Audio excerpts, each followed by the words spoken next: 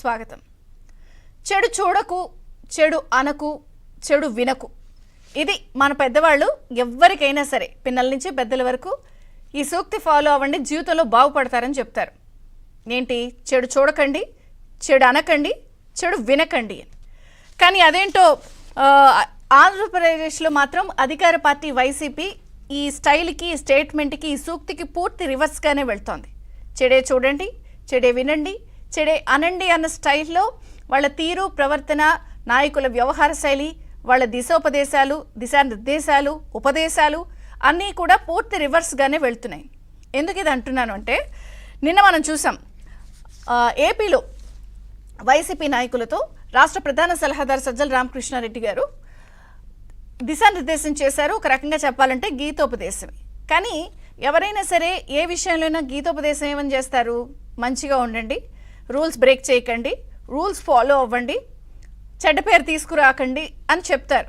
కానీ నిన్న వైసీపీ నాయకులతో అలాగే ఏజెంట్లతో సజ్జల రామకృష్ణారెడ్డి గారు మాత్రం చేసిన గీతోపదేశం మాత్రం అసలు అందరూ ముక్కును వేలేసుకునేలాగా ఉంది. అసలు ఆయన ఏమన్నారు ఒకసారి చూద్దాం, ప్లీజ్ ప్లే. దయచేసి ప్రతిదీ మా టార్గెట్ మనం ఇది అనే దృష్టిలో పెట్టుకుని దానికి తగినట్టు తెలుసుకోండి. అవతల వాడు ఏదన్నా తను అనుకున్నట్టు అడ్డంగా చేయకుండా అడ్డం కొట్టడం నాకు కావాలి, ఏమేమి ఉన్నాయో రూల్ పొజిషన్ దాన్ని చూసుకోవడం. మనది ఒకటి వాడు చల్లనోటుగా ఇది చేసే పరిస్థితి రాకుండా అడ్డం పడాలి. ఏమేం చేయొచ్చో దానికి మనకు కావాలి. ఇదే మనకు అంతే తప్ప రూల్ ఎట్లుంది కాబట్టి దాని ప్రకారం మనం పోదాం అనడానికి మనం కూర్చోాలా. సో మనకు కన్వీనియంట్, మనకు అనుకూలంగా అవతలవాడు ఆటలు సాకుండా చేసేట్టు ఆ రూల్ని ఎట్లా ఇది చేసుకోవాలి, అవసరమైతే దాని వరకు ఎంతవరకు ఫైట్ చేయాలి అనేది మనం తెలుసుకున్నాం. కౌంటింగ్ ఏజెంట్ తన వంతు పాత్ర పూర్తి పోషించేట్టు మనం ఎట్లయితే ఇక్కడ డిస్కస్ చేసుకుంటామో మీరు కిందికి వెళ్ళి వాళ్ళు కూడా అది ఎక్కించాలి బాగా. ఒక పొరపాటున మనం ఒకటి ఆర్గ్యూ చేసినా పర్లా, కాదేమో రూల్ కాదేమో మనకెందుకని వెనక్కు తగ్గేవాడైతే వద్దు మనకు. No rules, only power. ఇది దాని మొత్తం గీతోపదేశం సారాంశం. ఏజెంట్లు, నాయకులతో ఆయన ఏం చెప్పారంటే, అవతల వాళ్ళు ఎంతటి వాళ్ళైనా, ఏ పార్టీ అయినా సరే నోరేసుకు పడిపోండి, ఆర్గ్యూ చేయండి. ఇది రూల్ కాదా, రూల్స్ కాదు, ఇక్కడ నోరేసుకుని పడిపోయి గట్టిగా తిరగబడి ఏవైనా సరే ఆర్గ్యూ చేయగలిగే వాళ్ళే ఏజెంట్గా వెళ్ళండి, కూర్చోండి. అవసరమైతే మీరంతా కూడా చేయాల్సిన గొడవలంతా చేయండి, మేము మానిటర్ చేస్తాము అన్నది ఓవరాల్గా ఏజెంట్లకి చెప్పిన సందేశం అన్నమాట. ఎవరైనా సరే మనం గెలుస్తాము, న్యాయంగానే ఉండండి, ప్రజలు మన వైపే ఉన్నారు, ఏం టెన్షన్ ఇది చెప్పాలి. కానీ రూల్స్ అక్కర్లేదు, అవతల వాళ్ళు ఎంతటోళ్ళైనా సరే నోరేసు పడిపోండి, రూల్స్ కాదు, మనం గెలవడం ముఖ్యము, ఆర్గ్యూ చెయ్యండి. ఇవి నిన్న రాష్ట్ర ప్రధాన సలహాదారు సజ్జల గారు వైసీపీ ఏజెంట్లకి, నాయకులకి చెప్పిన అంశం. అయితే ఇక్కడ ట్విస్ట్ ఏమిటంటే, ఇంకొక అంశం కూడా చాలా విస్తృతంగా ప్రచారంలో ఉంది. అదేమిటంటే, స్వతంత్ర అభ్యర్థులకి సంబంధించిన ఏజెంట్లను కూడా కొనేశారు అన్నటువంటి వార్తలు కూడా వస్తున్నాయి. సరే, వార్తలు కాబట్టి దీంట్లో కూడా ఒక లొసుగుంది. ప్రతి కేంద్రంలో 20 మందికి సంబంధించిన ఏజెంట్లు ఉంటారు కాబట్టి స్వతంత్ర అభ్యర్థులు కూడా కొనేస్తే ఎక్కువ శాతం మంది ఒక పార్టీకి సంబంధించిన వాళ్ళే ఉండే అవకాశం ఉంది. కాబట్టి కొంత అనుకూలమైన వాతావరణం క్రియేట్ చేసే అవకాశం ఉంది. దీని వెనక అది కూడా దాగుంది.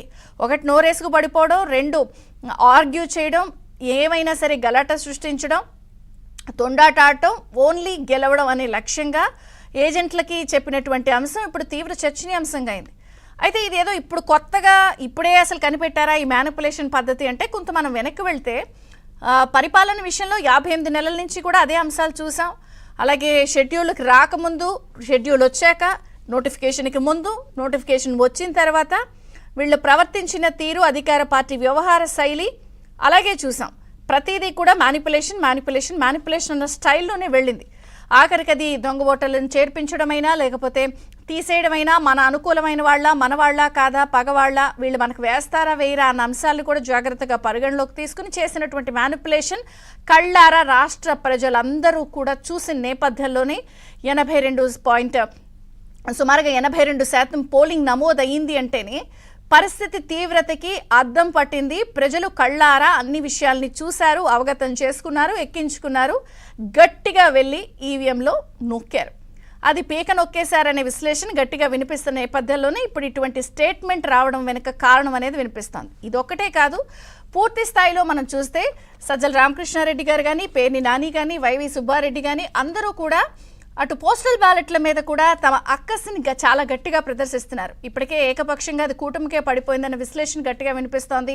ఎప్పుడూ లేనంత ఉమ్మడి ఆంధ్రప్రదేశ్లో కానీ, విభజిత ఆంధ్రప్రదేశ్లో కానీ, యావత్ దేశంలో కానీ 5 లక్షల పైచీలకు పోస్టల్ బ్యాలెట్లు పోలేని నేపథ్యంలో అవి తమ పుట్టి ముంచే అవకాశం ఉంది అని వినిపిస్తున్నాయి. కాబట్టి అక్కడ కూడా కొంత వీలైనంత పోస్టల్ బ్యాలెట్ని కౌంటింగ్కి లెక్కకి కౌంట్కి ప్రక్రియకి పనికి రాకుండా చేసే కుట్ర కూడా జరిగిందన్న ఆరోపణలు వస్తున్న నేపథ్యంలో కొంత ఈ పోస్టల్ బ్యాలెట్కి సంబంధించిన సంతకాలు కానీ, గెజిటెడ్ ఆఫీసర్కి చెప్పాల్సిన స్టాంపులు కానీ విషయంలో కూడా ప్రతిపక్షాలు ఇచ్చినటువంటి వినతిని ఎలక్షన్ కమిషన్ తీసుకుంది, స్పందించింది.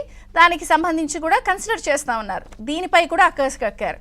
అదే అంటే రూల్స్ బుక్ ఉండవా అని ఎలక్షన్ కమిషన్ని కూడా కన్నెర చేసే పరిస్థితి వచ్చింది. ఎలక్షన్ కమిషన్ ఏది చెప్తే అదే ఫైనల్, కానీ దాన్ని కూడా ప్రశ్నించే పరిస్థితి వచ్చింది. అంటే ఒక పక్కన కుట్రలు, ఇంకొక పక్కన గొడవలు చేయండి, గలాటా చేయండి, నోరేసు పడిపోండి అని చెప్తున్నారు. ఇంకొక పక్కన పోస్టల్ బ్యాలెట్ అక్కసు అన్నీ చూస్తే ఒక రకంగా ఓటమికి కారణాలని, సాకుల్ని వెతుక్కుంటూ గ్రౌండ్ ప్రిపేర్ చేసుకుంటున్నారు అన్నది కూడా గట్టిగా వినిపిస్తోంది.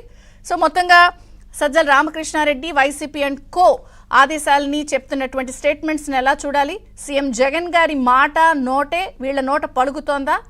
మొత్తం జరుగుతున్న పరిణామాలపై ఈ కుట్రలు, కుతంత్రాలు, మ్యానిపులేషన్స్కి సంబంధించిన చర్చ చిన్న విరామం తర్వాత ప్రారంభమవుతుంది.